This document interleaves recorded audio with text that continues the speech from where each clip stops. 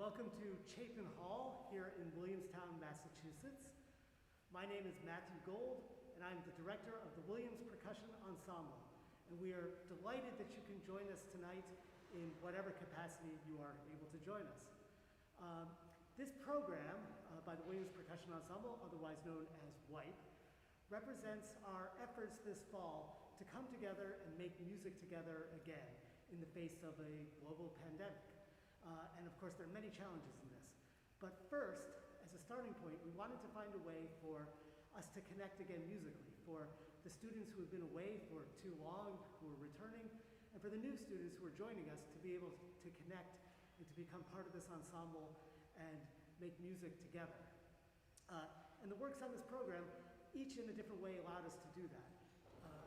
Fundamentally, we were able to set them up in a way that they had spatial separation, so we were able to play and rehearse safely, to perform safely at a distance from one another, but at the same time to be able to listen to each other in new ways, in deeper ways, to be able to share our sounds with one another and connect in that way, to connect through music, even across distance. And of course, I think that is one of the things that music does especially well. And it's been a really, I think, important and deep experience to be able to do that again and to connect with one another in that way. A few notes about the works themselves. There are 4 pieces on tonight's program, 3 of which are very recent, all composed within the last 3 years. Works by Juri Seo, Viet, Cuong, and Alexis. And there's a 4th work by one of the great percussion composers, or really one of the great composers of American music in the last several decades, John Luther Adams. And specifically, the sounds that you'll hear tonight in these works, in this program, there's a bit of a journey that happens, beginning with very small cymbals held in the hands of the players and struck against one another, making their way to larger cymbals, what you might more conventionally think of as a full-size cymbal, played in a number of different ways, making its way to a collection of drums that have this incredible resonance and thunderous power and will really fill the space. And then finally, in the last work, exploding out into a riot of sound with marimbas and vibraphones and bells and junk metal and gongs and all kinds of things, and just this incredible world of color and sound. So we invite you to join us on that journey, to share our sounds with us, and to listen and to hear new things, and we hope you enjoy it. Thank you so much.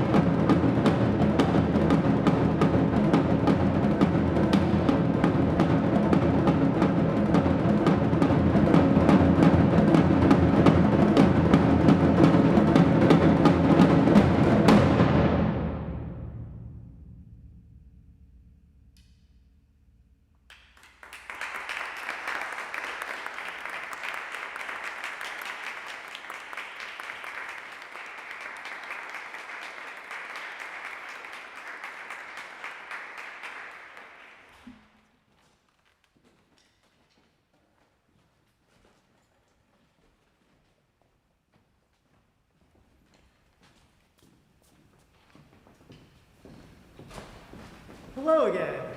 Before we move on, I'd like to say a few words about the classwork on the program, which is coming up next. This is a piece called Lux Semitae by Alexis Lamb. And it was a piece that I found toward the end of the summer when I was putting together this program. And I wrote to Alexis about it. And it turned out there was a lot more to the story than I would have imagined. The piece had been commissioned by Benjamin Perez for his students at a high school in El Paso, Texas, for sort of to honor them as a graduation piece. This was a group of students who started the same year he had started teaching there, and they had spent 4 years together. They had grown tremendously as musicians, and he commissioned this for them. But unfortunately, just before the piece was to be premiered, in March, the pandemic hit, and students were sent home, and they never had the chance to perform the piece. So, learning all of this, of course, Alexis and I realized that in order to perform it, we would have to ask Benjamin's permission, and he was incredibly gracious and generous in letting us take on this work. And in thinking about that, I thought it would be really great to get a chance to talk to him and Alexis, and to have both of them meet two of our first-year students who've gone through some similar things as the students for whom the work was written, Noah Pohl and Shoria Taksali. So we had a Zoom chat a couple days ago, and we posted a link to that, to the video on the event page for this concert. But as it happens, we need to reset for this last piece. So we're going to share some excerpts of that conversation with you now through this feed. So please enjoy our conversation, and while you do, we will transform the stage for the last work. Thank you. I'd like to start with you, Alexis. Can you say something about the genesis of the work and both music? I'd like to start with you.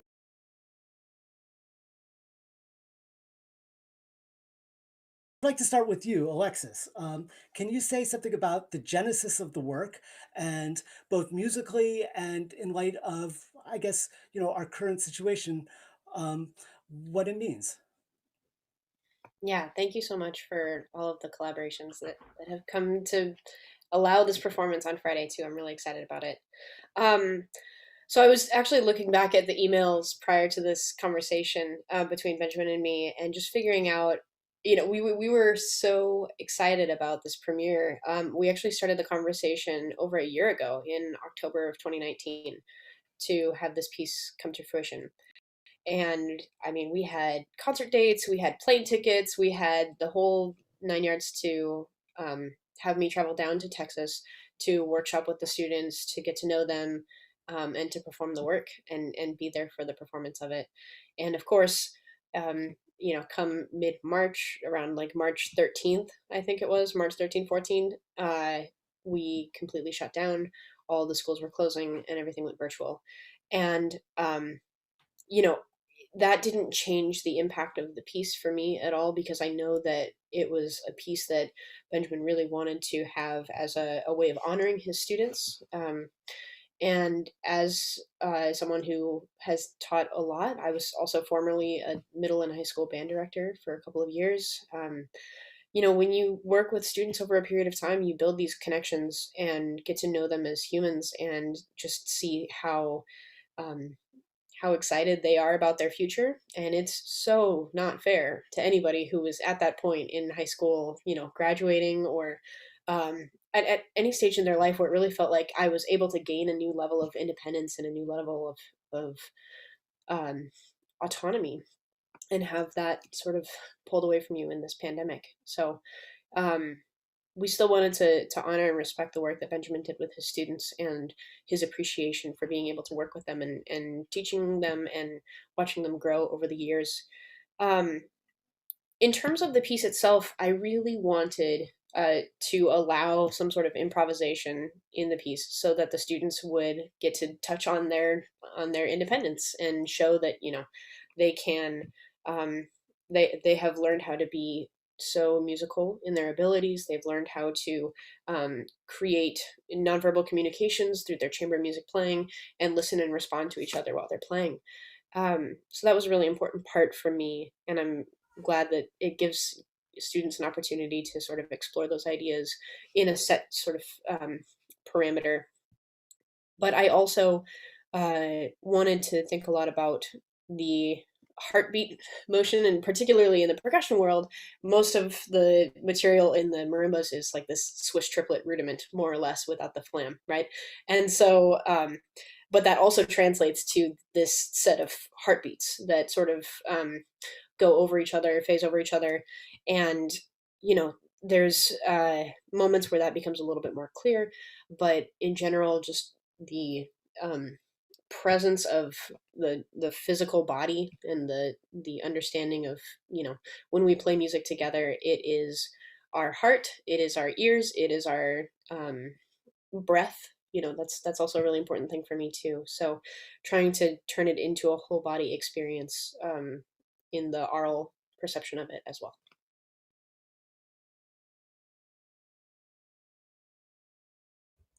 All right, thank you, Alexis.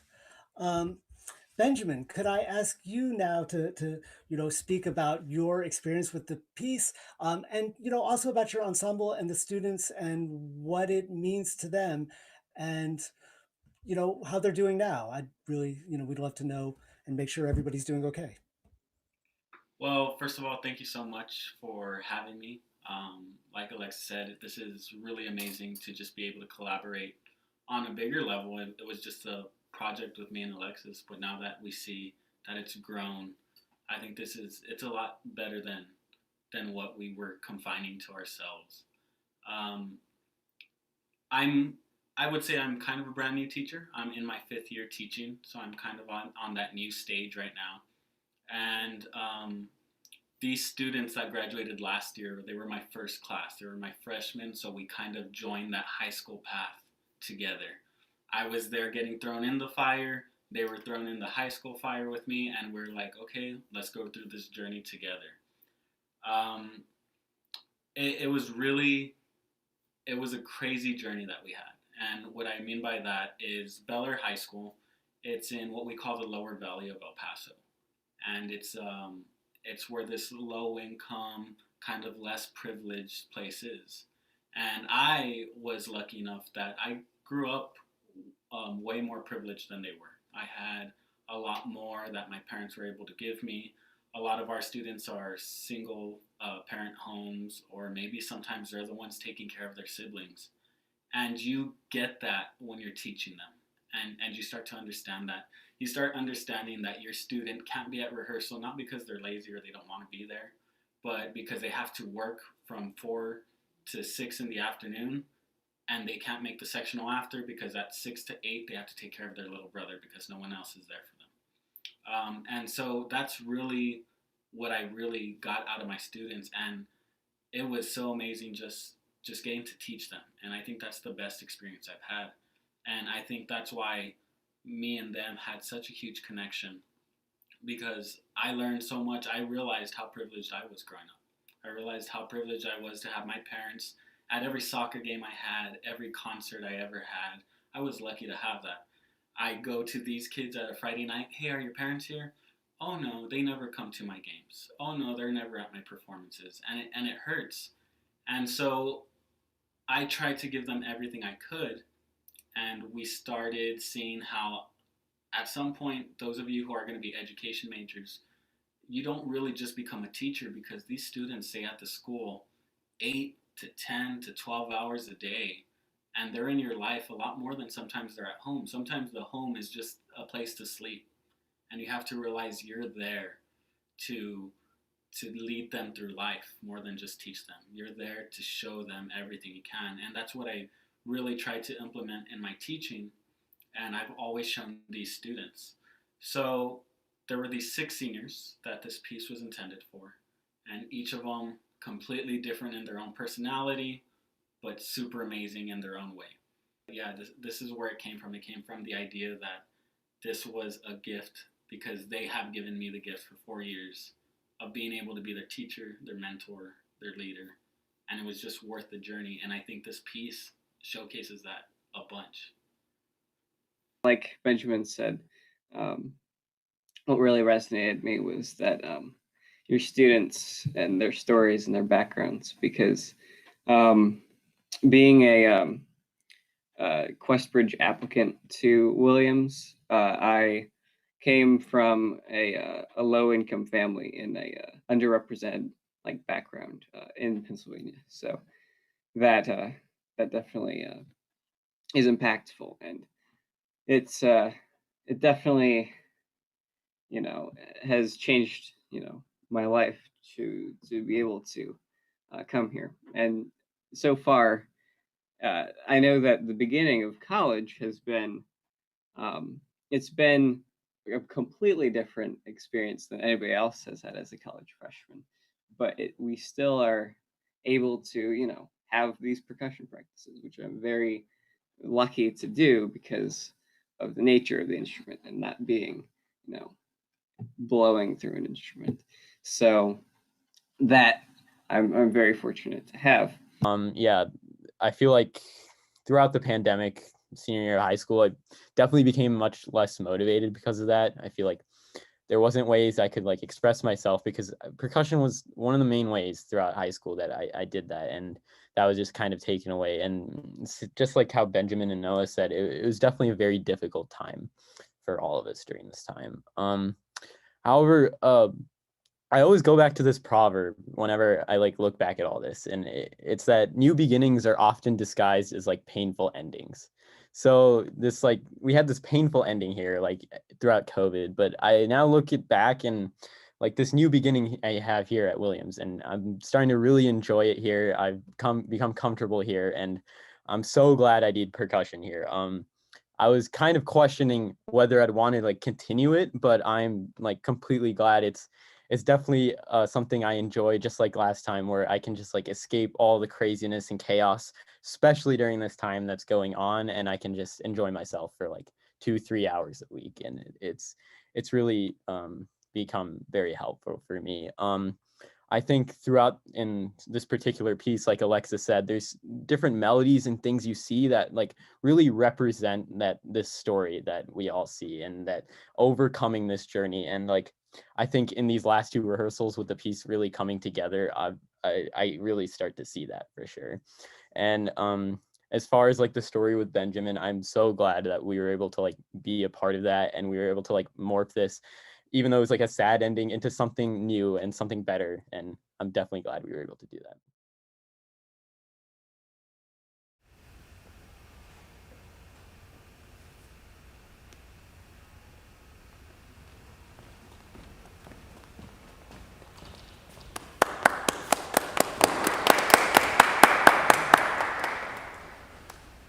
Before we play this last piece on tonight's program, I do want to take one more moment to give a special thanks to the crew that's making this all possible.